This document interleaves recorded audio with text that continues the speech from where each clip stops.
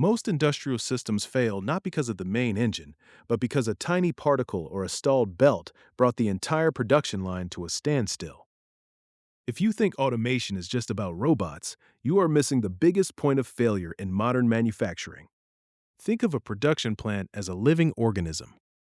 First, industrial filtration acts like the kidneys, scrubbing impurities from fluids to protect sensitive equipment from premature wear.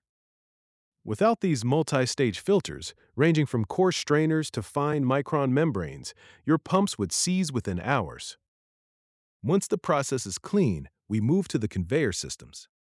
These are the arteries. They aren't just moving parts, they are timed synchronization zones. This is where automation takes the wheel.